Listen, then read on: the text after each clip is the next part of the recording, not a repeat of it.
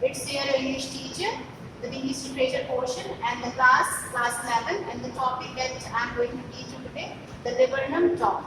So if we talk about the last syllabus that has been completed, so in a previous lecture class we have recently completed the topic synthesis.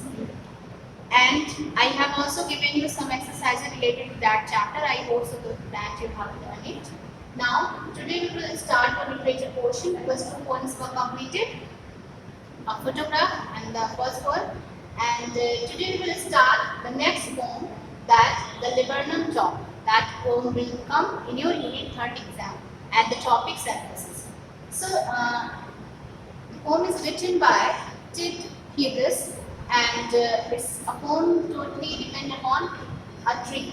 So today we'll talk about something about the poet, which type of the poet he is. If we talk about his lifespan, so he belongs to 1930 to 1998. It means he belongs to modern age, and he completed his education in Pembroke College, Cambridge. It's a place where he got his education. And in 1956 he married the poet Sylvia Plath. So he tried to make a living in America by teaching and writing. Finally he returned to England. So that was his lifespan, and that was his living style. So he belongs to modern age, and he got married with Sylvia Plath. And he tried to make a living in America by teaching and writing. But it was his only occupation, teaching and writing. He just wanted to live with these two types of the weapon. And finally he returned to England.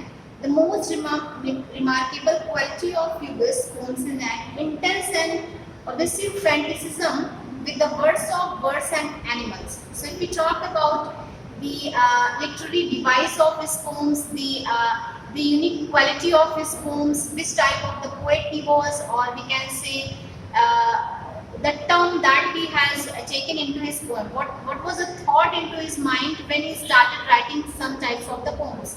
So the thing is that he was known for his intensity, for his deep thoughts, and one more thing, he was full of fantasy, and he was obsessive fantasism. Then after he started writing, and he was most lovable of birds and things. That is why here he has written some natural thing, Viburnum topic, a type of the tree. And this poem shocks us with unusual phrases and violent images.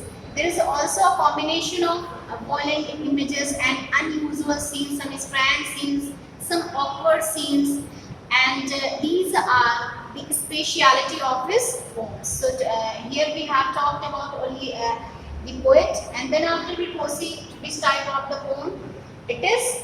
So it's a short poem. It's a short poem, and it depicts a scene in the wilderness.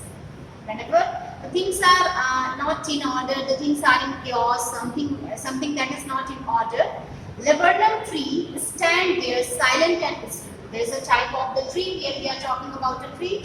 The word of the Viburnum tree is written. It's a short tree with hanging branches, yellow flowers, and poisonous seeds. It's a type of the tree. It's a very short-heighted tree, and it has many branches, and many flowers are hanging. Which color of flowers are these? These are yellow color of flowers and poisonous seeds. There are some poisonous seeds. That is why it's a wild tree. There is a wildness. And it stand there, still and silent. It always be silent. Fine. It has a nest built on it. There is a nest on that tree. The little mother bird, goldfish, arrives to meet and feed her young ones. Okay. So the meaning of the goldfinch is written: a small singing bird with yellow feathers on its wing. She is a type of, this is the quality of goldfish. So there is a nest on Viburnum tree, and goldfinch arrives there to feed his young ones, and then after she goes from there for some food like this, and The little mother bird goldfinch arrives to meet and feed her young ones. Then after sitting at one end of the branch, see, sits at one end of the branch, it gives a signal sound. So as soon as she sits at the corner of the at the end of that branch, so it really gives a symbol of her sitting. It really gives it really gives the arrival of her. The young ones recognize their mother's voice and start chopping together like some engine. So as soon as the young ones came to know that her mother arrives to meet her, arrives here for some for feeding, so they get excited at that time. They get excited and then they get enthusiastic at that time, and they started chirping, they started saying something, they started giving her signal also. And the bird alert and swift makes her way to the nest. At that time, that was a signal like an engine, there is some simile is used here. So the voice of the young ones was like an engine. The mother alert and swift makes her way to the nest. So the mother bird, she got cautious, she got alert at that time, and then after she swiftly tries to feed her baby, and then after she goes away from there. When the purpose of her visit to meet and to feed the little one is accomplished, it was completed successfully. Successfully it was completed. Then she flies away from there. This is how the cycle of life and multiplication goes on in nature. So this is the cycle of the life. This is the multiplication of the life that is going on in nature. That is going on in nature. So this is the meaning that on the laburnum top there was a nest, and the goldfinch, she's a small singing bird, comes having a yellow color of feathers and comes there to feed their young ones, and their young ones started chirping when she came to know that her mother arrives. Her mother arrives, and this then after it feels that they are having like they are giving a sound like an engine. They are giving a sound like a engine. The mother bird makes her nest among the thick leaves of a tree. So the mother bird that makes her nest on a thick leaves of the tree. Wherever she found some thick leaves on there, she makes her nest because of some protection, because of some safety. She makes her nest on that. The mother bird makes an among the thick leaves of the tree. It brings up her chicks until they are strong enough to fly and find their food on their own. So until and unless they are strong enough to fly, they remain there. They get shelter on that nest. So through this poem, the poet Ted Higgins had explained us this type of the natural scene, and that is really a life cycle. That is really life cycle. It goes on in natural things. So let's we talk about something about the lines of the poem. The poem is started. The starting of the line is that the laburnum top is silent, quite still. Laburnum is a type of the tree. It's a small tree and poisoned seeds and yellow kind of the flowers are there, and some branches are hanging over there.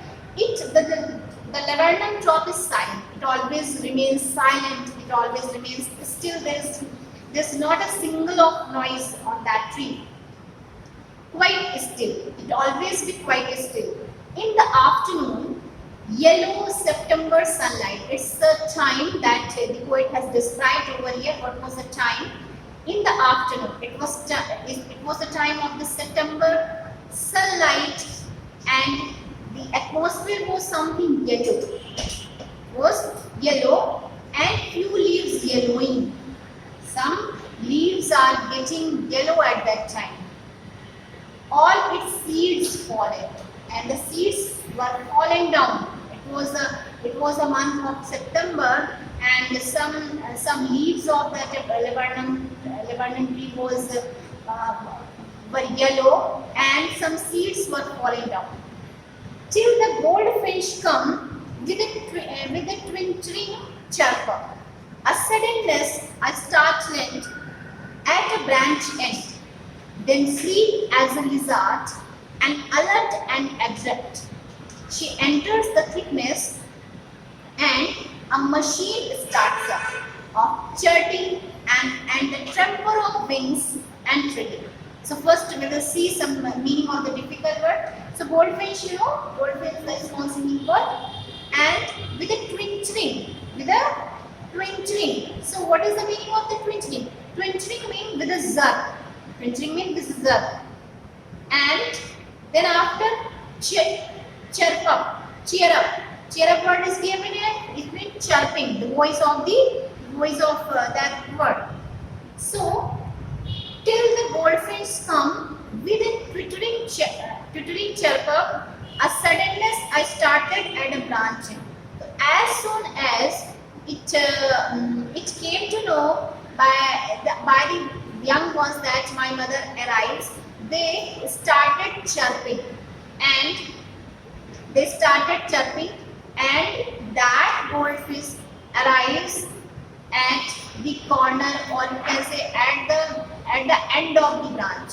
So there was a jerk in that branch, and from that jerk they came to know that my mother arrives. Then sleep as a lizard, and alert and aggressive. Then sleep means thin, very smooth. You can say its meaning here is smooth, and shiny, lizard, that you know. Alert means vigilant, and abrupt means sudden. Unexpected word is given here. So enters, comes in. Thickness means density. There was a density, and chitterings means chirping voice of the bird. And tremor means the tremor means quick movement, and trillings are repeated short height voice sound. So as soon as the young ones came to know that my mother enters, and with a jerk, then after what happened?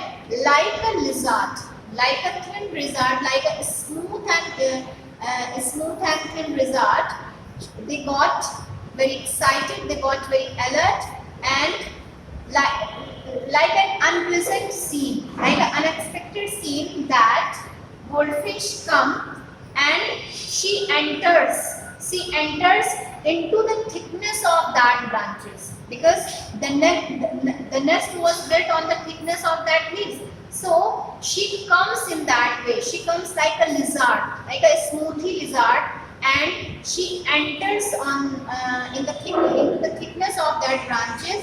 And what happened then? Then the chirping and the loud voice of the young ones, and she started feeding to her young ones, and then after you can listen too much noise, and that was a noise of her mother bird, goldfish, and her young ones. They started chirping, they started twittering, they just started making a loud noise because her mother arrives at that time. So this is just an explanation of this stanza. Then after we will proceed to next stanza, and the whole tree trembles and thrills. It's the engine of our family. So as they started chirping, they started giving a sound. So whole tree started moving, and it started moving, and also there is a shivering sound, and it looks that the engine of the family has come now. It strokes its wool, then first out to branch end, showing her bared face identity mask. Then after, whole tree is full of enthusiasm, full of energy, full of light, and then after what's happened? Bared face identity mask. Bared face identity means recognition, and bared means having stripes on it. Then after you can see the face of Goldfinch, and she had a beard face mask. She was having. It looks there was some stripes on her face, so it looks that she was wearing a beard face mask. And then after what happened? His beard face mask was really a recognition of her, and this was really symbol of her recognition. Then with airy delicate whistle chirp whispering, she launches away towards the infinite, and the laburnum sun subsides to empty. Then what happened? Then airy means strange and mysterious, and whistle chirp, delicate means soft, whistle chirp means chirping like the sound of the whistle. Then after what happened? Then after you can listen a mysterious voice, and that voice like a whistle. And you can also some whispering. Whispering means some soft. Someone is saying something softly. Okay, and you can also listen some whispering. And then after she launches away towards the infinite. So as soon as she does her work, she completed her feeding to young ones. Then after she goes away from there, and where she goes? She goes to the infinite world, because you cannot see that, because there is a place of the horizon, and a horizon a place where earth and sky seems to meet, and you cannot see that. So in the same way, she goes in an infinite world, and then after what's happened? Then after the laburnum subside to empty. So the laburnum tree leaves alone. Now we got silent. He is still silent, and there is a silence and disappointment in the life of laburnum tree. So student, this is the poem. This is just explanation of that poem. We'll do some question answer related to this chapter, and in the UP third exam, this poem and the synthesis portion will come. So you have to prepare this poem very well. I hope so that you have got this poem very well. Even you have any doubt, you can ask me in doubt clearing session. It's written by Dan Willis. He is known for his fantasism. Now this class is over. That is enough for you today. Thank you and have a nice day to everyone.